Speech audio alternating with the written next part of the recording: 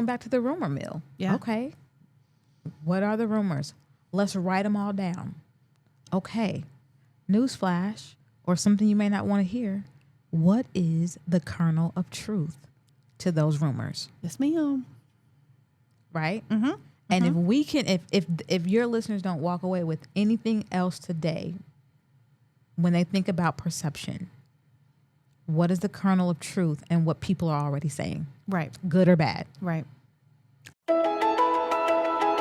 Welcome to the NonProfit Nook, the podcast for nonprofit leaders, board members, and community changemakers who want to build stronger, smarter organizations. I'm your host, Wendy Kidd, a longtime business owner and nonprofit leader, and I'm here to bring you real talk, real tools, and real stories to help you thrive in the nonprofit world. I'll be talking with local nonprofit leaders, community changemakers, and experts in everything from board development to fundraising and digital tools, sharing real stories and simple strategies you can actually use. Because running a nonprofit is hard, but you don't have to do it alone. Let's get started. Hey everyone, welcome back to the NonProfit Nook.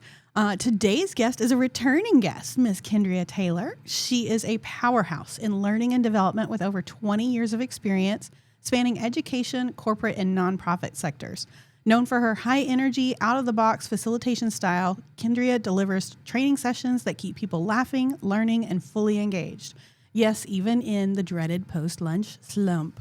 As the founder of TG8 Solutions Insight, she specializes in developing talent, strengthening communication, and helping organizations navigate conflict with creativity and confidence. Her impressive career includes leadership roles from VP to interim CEO, credentials in mediation and DEI, and a client list featuring names like Lockheed Martin, Texas Instruments, and the City of Denton. Kendria's mission, equipping organizations with the tools they need to innovate, engage, and thrive. Welcome back, Kendria. I am so excited to be back. I love that you're back. Thank you for having me. I think I haven't checked my stats this week, but I feel like your first episode was my most popular episode, period. You know what? I love that. We talked about feedback. Yes, we right? did. Mm-hmm.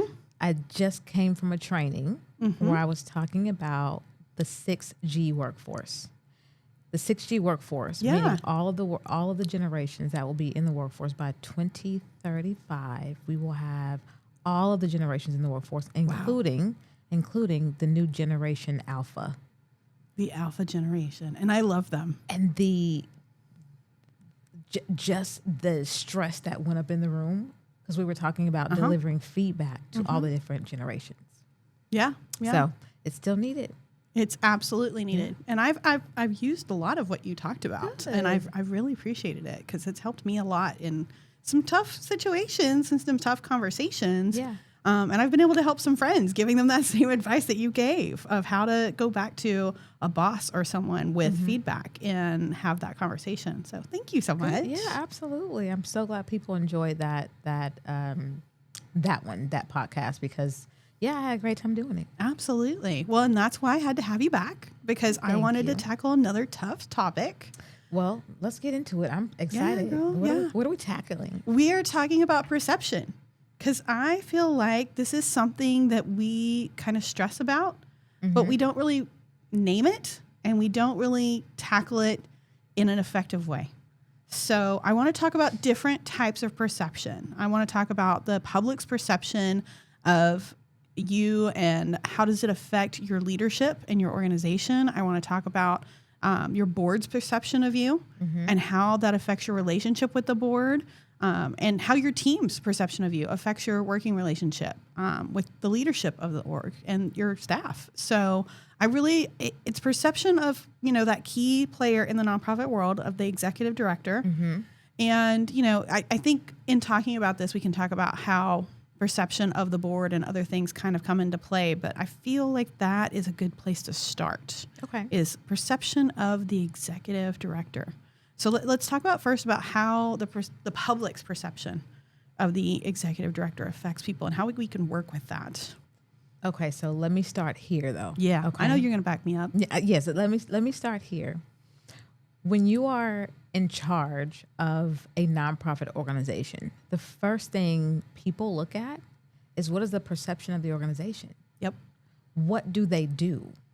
What do they offer? What do they look like to the public eye? Are they organized? All of these things. And even if they don't know some of the intimate details, they're looking at what good do they do, right? Right. What is the good that they're putting out in the world? So they're looking at who's running this organization and how aligned is this person's behavior, their executive presence, all of these things. Is it aligned with the mission or what good the organization is doing? So I think a lot of times, I've served on boards for a really, really long time. Even as board members, I know for me, when I was on a board, we were looking for a new CEO. And we were looking just kind of all across the board of everything. And I was like, some of these people don't work. But because they didn't have, their experience didn't even come with what is the good that we're doing. Right. So we finally settled on someone. I'm going to be honest, Wendy. Yeah. This is a large organization, a $10 million nonprofit. I did not agree with the rest of the search team. I didn't agree. Yeah. While the CEO had experience, I was like, yes, he understands the mission. He's done a couple things. I don't know if his presence aligns with the mission. So to answer your question, that's the first thing people think about. When this person came into the organization, I believe that, number one, the board members saw fundraising and not mission driven. I think that happens a lot. Right? Yeah. And so there's a perception of your board that's, hey, we're going to raise all these dollars. But there's also a perception of your people as the leader is, does he stand for what we stand for? Does she stand for what we stand for? Or are they just here to, it's okay to elevate us. It's critical to elevate the organization. Right. But are you there to elevate yourself and the organization, get a piece in, Dallas CEO magazine? Or are you there to really think about the mission that people are driving behind the scenes? Right. So I think when you think about your perception as a leader, people see many different perceptions, and how that impacts the board. I think for the board is just, can you do the job? Right. Do you look the part? For your team, do you feel the part? And for this particular organization, the relationship didn't last long because that person didn't really feel the part. And the perception was, he doesn't really understand the touchy-feely things that we do here, Right.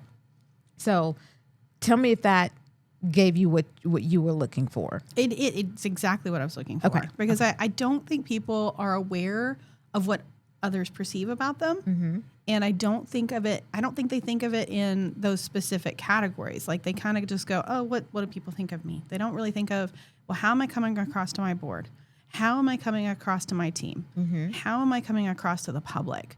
I think that we need to think about what creates that perception and how to influence that perception. Right? So how would you suggest that someone kind of figure that out and how to change perception a little bit? So I'm going to say this, and I think we ended the last time I was here, we ended with empathy. Okay, I'm going to start with empathy. How do we change that? Right? So I will remind your listeners, one of the things that I said about empathy the last time was everyone, if you ask someone, what is their definition or what's the general definition of empathy? It is, being able to, walk in someone else's shoes. Okay. Guess what? Nonprofit leaders, there's a lot of areas where they need to be empathetic to staff who are helping some of the most vulnerable populations in our communities, in our counties, in our cities and states, and then other areas of the organization. But what happens, or what I like to say on top of that is, yes, we want you to be able to walk in someone else's shoes, but to do that, you have to take your own shoes off first. Yeah. And what I mean by that is you have to look at your own values, you look at your own filters, whether it's the communities you come from, the families you come from, the college, or maybe you don't value, traditional education, or whatever the case may be. It could be political, religious, everything, right? Mm-hmm. But you have to take your shoes off to be able to step into someone else's shoes. Yeah. And as a nonprofit leader, you have so many people under you that you are usually, you're not on the front lines, mm-hmm. right? Yeah. But you also have a 30,000 foot view of paperwork and all these things that are happening, and you're not able to really connect immediately with what are my people going through. So I think if you walk into a room and you automatically say, let me walk in, let me take my shoes off. Help me understand what you do. Mm-hmm. Help me understand the impact that this makes. Help me understand how you collaborate with this department. Right. And when you don't do that, guess what happens? You can get ready to create not an RFP, that's a small business, but when you're writing a grant, right? Yeah. Mm-hmm. If I don't know what program is doing, but I'm marketing and I'm throwing all these things out there, and I haven't even stepped inside of the program department to say, hey, what's the greatest impact that we've made? What's the greatest need we have? Give me some stories. Give me some examples. Help me understand how our team is getting all this done. And then you realize, what? We've helped 10,000 people? That's why our people are tired. Mm-hmm. That's why they're exhausted. But if you're just walking in with this disconnect, then people are going to see you as disconnected. Yeah. When you walk in with, I'm ready to be empathetic, or even if you don't utilize that language, if you walk in with, let me take my shoes off, let me take down my filters and just listen and figure out where I start to make connections. I think nonprofit leaders could really do so much good mm-hmm. by doing that one thing. Absolutely. I think that that's something that everyone needs to realize when they're coming into a new space, is to listen.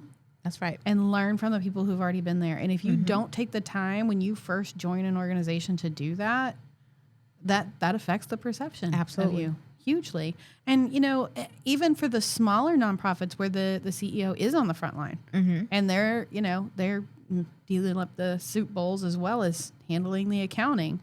I think that you also have to think of the perception of you doing the work for the programming, but also the work in the office. How are people perceiving both of those functions? Absolutely. Are they seeing both sides of that? Or are they not seeing both sides of that? Absolutely. And that's something else that affects the public's perception of you, as well as your team's perception of you and your board's perception of you. There are people that will tell you the way you show value is that you give directions. That's because you are here. You mm-hmm. are a lot higher. And again, you have a 30,000 foot view of a lot of different things in the organization. So some people feel that way. There are some people like me, like you, mm-hmm. who I'm like, well, do we need to move that table? Because we only got 5 minutes before we need to get started. So let's move this table. Yep. And your people are going to see you as, I'm going to get in, I'm going to collaborate, whatever collaboration looks like. Right. Right? That's mm-hmm. me collaborating with my team to move a table. Right. So I'm going to say something that I think people are going to maybe not be as happy with. Okay. But I feel like people also don't realize the perception that they give off when they are constantly saying, I'm busy. And I feel like with our nonprofit leaders who are on the front lines too, that is something to be very aware of. And that's, again, why I pull back to, you got to let them see you doing other things, not just the programming work. Absolutely. Right? Absolutely. They need to know. Well, and for me, my perception of a leader is someone that I do see doing all those things. So I know that person knows exactly what I'm going through mm-hmm. when I don't see them doing it. They mm-hmm. also, I look at them as, you understand how much work needs to be done, and you don't care about how we get it done. You just want to jump in and make sure we get it done. Right. Right. Mm-hmm. So let's just do it. Not, well, this is my job here, Right. Right. Yeah.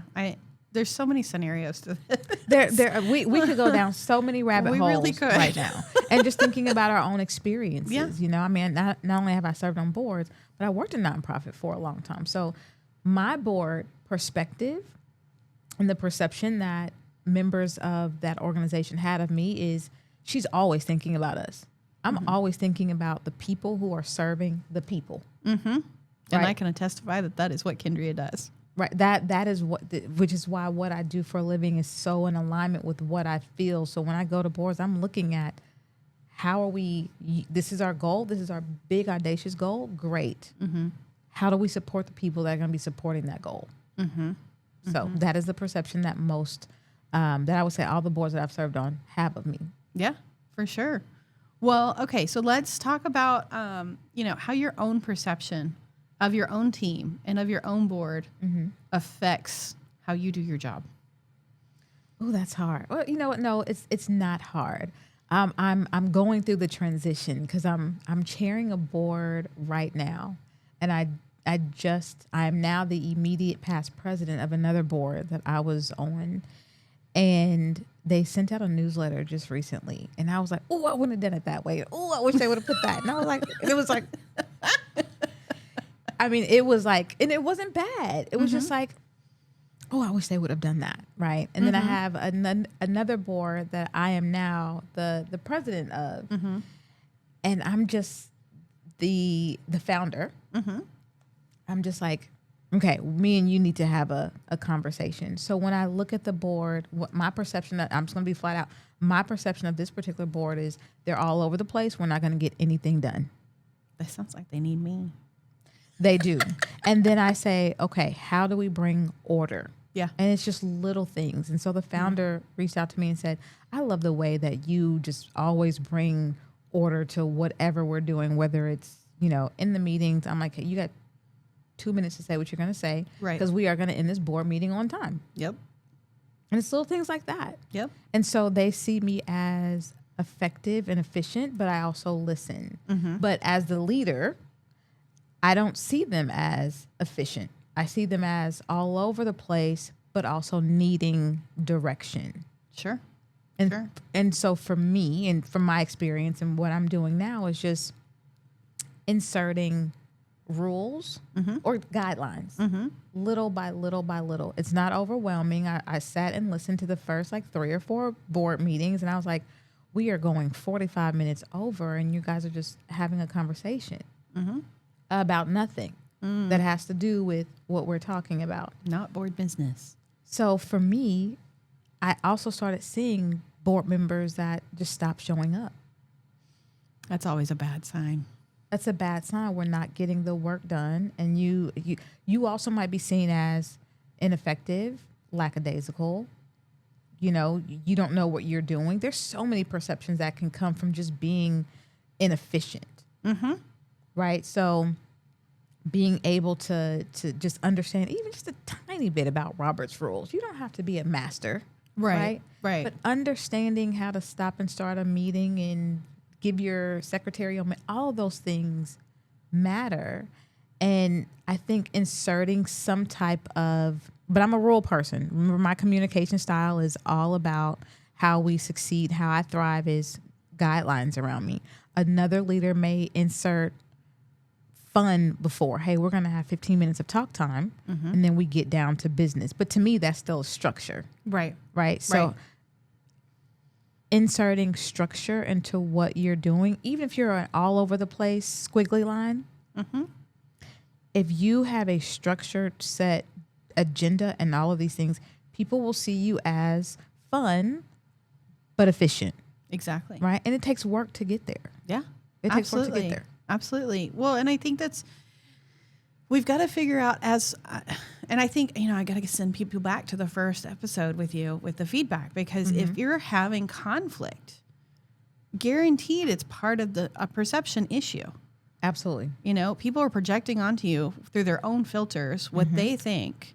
And, like you said, if you're a squiggly line, people might assume that you're lackadaisical and lazy and whatnot because you feel all over the place. But if you put in some structure, it helps communicate better. Absolutely. That you're not that. But you also need to have that conversation, because a lot of times people don't realize it's a problem until we're now all in a very negative place. And like you said, board members not showing up. Right. That's so, right. I wanted to do this whole episode just because I don't feel like we name the beast And we Right. don't go, okay, this is a perception problem and how do I fix it? Instead, we just get wound up in our feelings and how we perceive things. Mm-hmm. And instead of taking those shoes off, we got all wound up and it just falls apart. And the reality is, it is about our feelings. My perception is about how I feel about you. Yep. Right? It's about our feelings. But if we are not regulating what those feelings are, to your point, you said name the beast. I say name and tame it. Right? Yes. Name and tame. Yes. So I am upset with you. So, but why am I upset with Wendy? Well, I really felt that you didn't give me the opportunity, or I'm naming that actual feeling. Yes. Well, you embarrassed me. So I really feel embarrassed more than anger, right? That embarrassment might have turned into anger, but let's name and tame it, because now I have this perception of you that you're willing to throw your people under the bus. Ooh, no. That's awful. Yes. Right? No, I just, there was a moment where I said something and I probably should have took you to the side, but maybe I wasn't even thinking about that. So now I throw people under the bus. And that's not the perception that I want. And we need to clear that up quickly, right? Because it is about how I made that person feel. And I think that's the big thing about empathy. How do you make your people feel?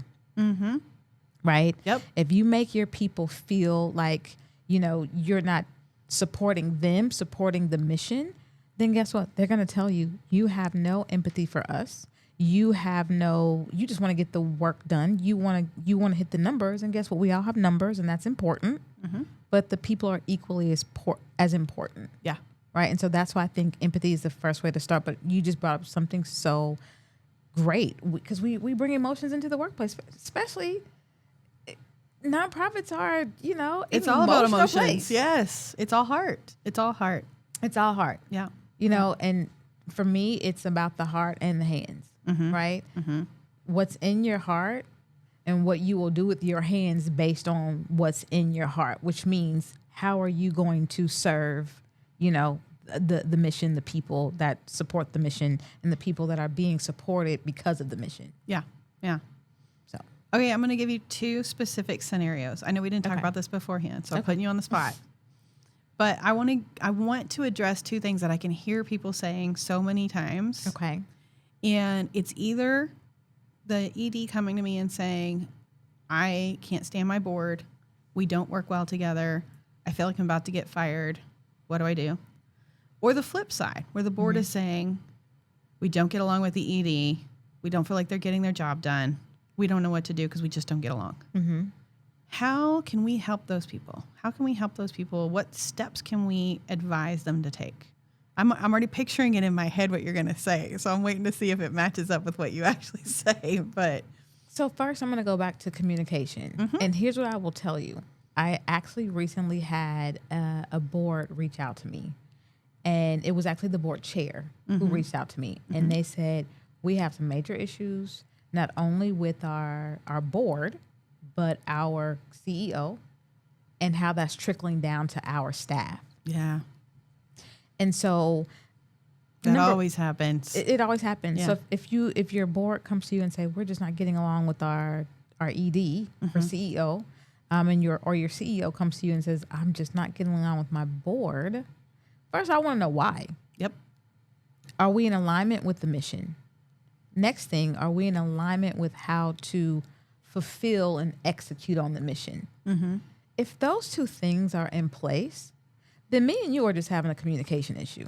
Whether it's I'm too direct and you're not direct enough, whether I am not specific enough for what needs to be done, or I'm not available, or my performance is not where it needs to be, then those are the things we need to tackle. But we need to get real about what do we need to tackle.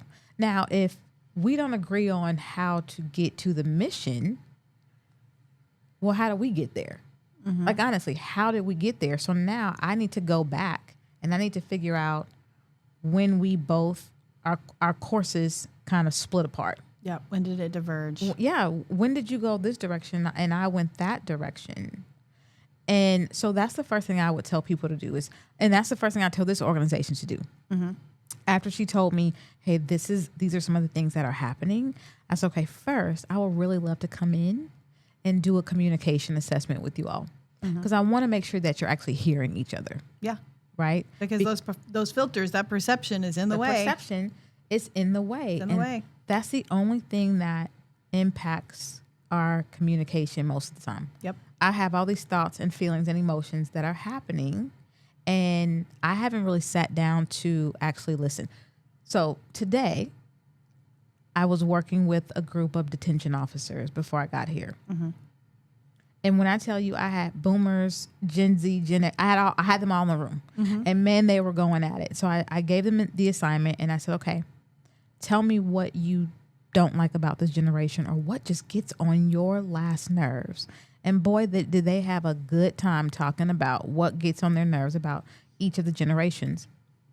So I said, okay, when it's your time, when it's their time to talk about, your generation, so my generation being Gen X, when it's time for them to talk about Gen X, I want all my Gen Xers to write down everything that everybody has to say about us.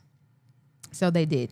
And they were ready. I said, now go back to your corners and I want you to talk about, and they were so ready to defend themselves. I said, I want you to talk about what is the kernel of truth in what they are saying. They were like, wait a minute, no, that's not where we thought you were going. I was like, that's exactly where I'm going. What is the kernel of truth? Sometimes we're having, again, these conversations, these perceptions, these emotions, all of these things. I would tell the board ED, have a conversation with your board members, bring them in one at a time or all together, and then find out, be retrospective or introspective and say, what is the kernel of truth in what they're saying? Right. Because there's a reason why they're saying what they're saying, and sometimes we can't hear it, but maybe it's not all true, but what's the kernel of truth in what they're saying? Right. And that can really change the conversation. Yeah. Right. Yeah. So I would recommend that for the executive director / CEO. Get some information, get some feedback from your board, even if you don't like it all. And then find out what the kernel of truth is. And even if you pick 3 things and you say, I do that. I really do that. They were right about that one. Yeah. These other 10, they're not right. Okay, I don't care about the other 10. What I do care about is the 3 that you just identified is what you actually do. Work on those 3. Love that. Because later on, I like to compartmentalize. I can't work on 10 things at once, but I can work on 1 or 2 or 3 things. Right. So for the ED, get that feedback and then compartmentalize and then start to work on those things. When it comes to the board, I would say the same thing, but the board is a little more broader than just that one person. Right. I would say to the board, the mission that you've been supporting, kind of where are you at right now and still supporting this mission? I know when it's time for me to leave boards. I always know when it's time for me to leave a board because I start to disconnect in a way. So I always show up and do what I need to do. Right. But I stopped signing up for things to do. You stopped doing the above and beyond. I stopped doing the above and beyond. Yeah. So when that happens, are you still connected to the mission? Do you still want to drive and execute on the mission? What has gotten in the way? And whatever has gotten in the way, it could be family. Yeah. Right. It could be what you're doing for yourself now is just not the top priority that it was, and you have an obligation to that board to say, it's time for me to go. Right.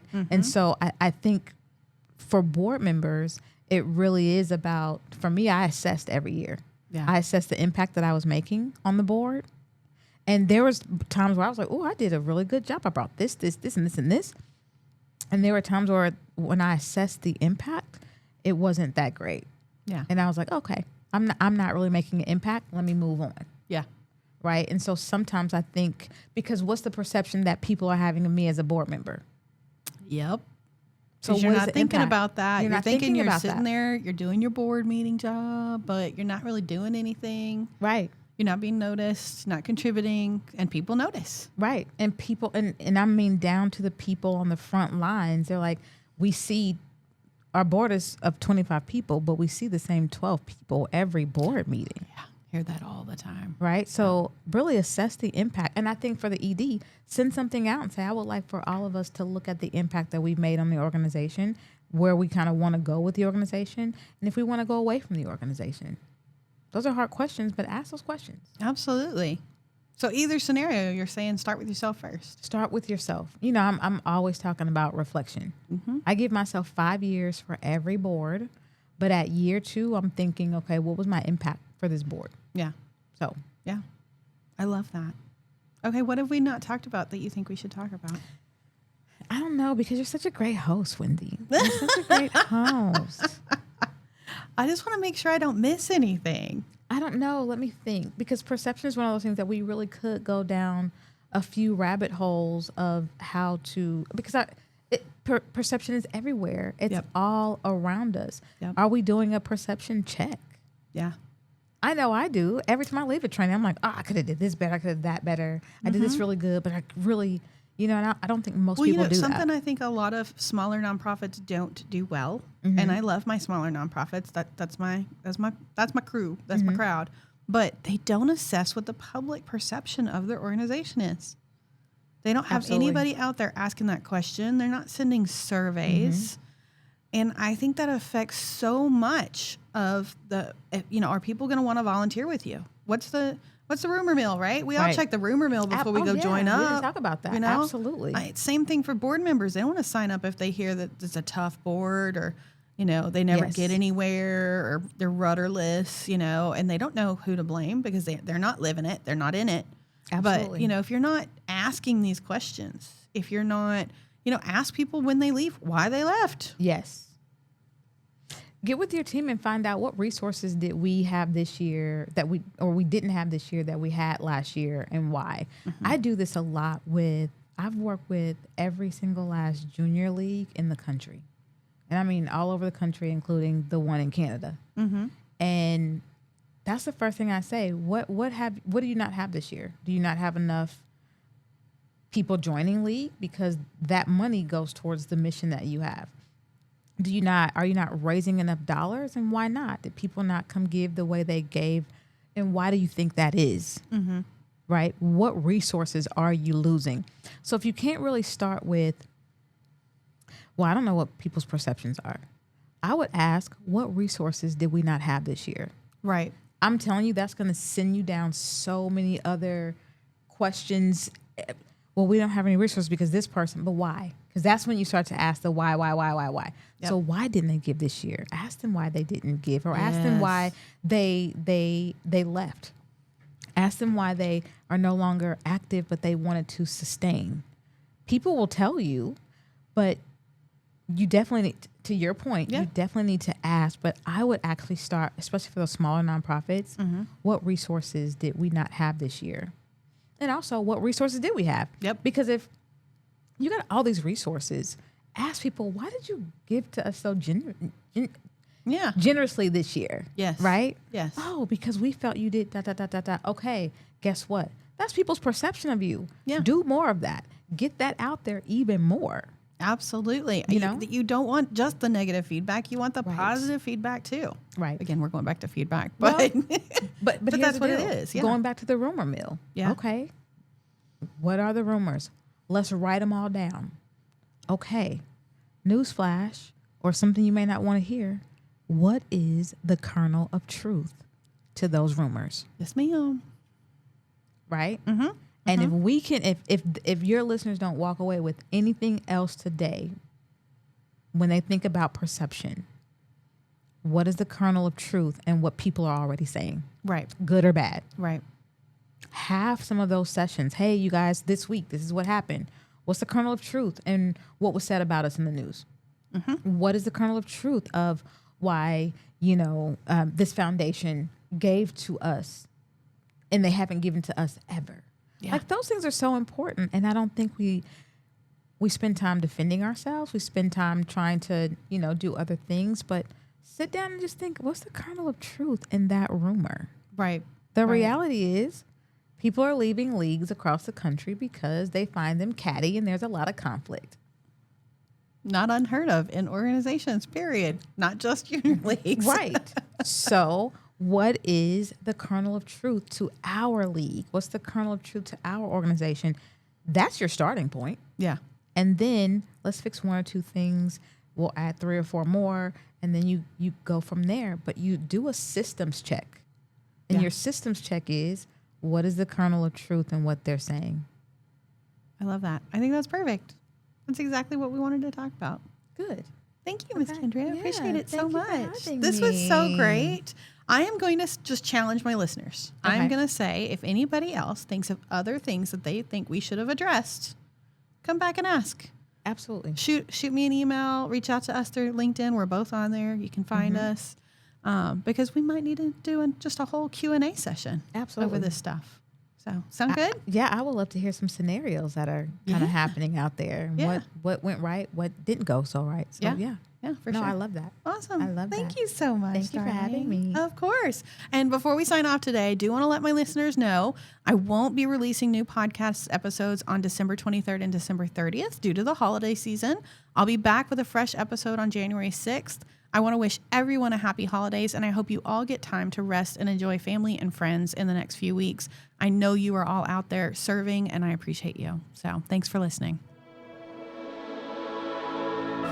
Thanks for listening to the NonProfit Nook. We're building better nonprofits together. If you found today's episode helpful, please subscribe, leave a review, and share it with other nonprofit leaders who need support. Follow the NonProfit Nook on social media and sign up for our email list for extra tips and updates. You can also visit thenonprofitnook.com to see the show notes and leave a comment telling me what topics you want next. Your feedback shapes the show. See you next time.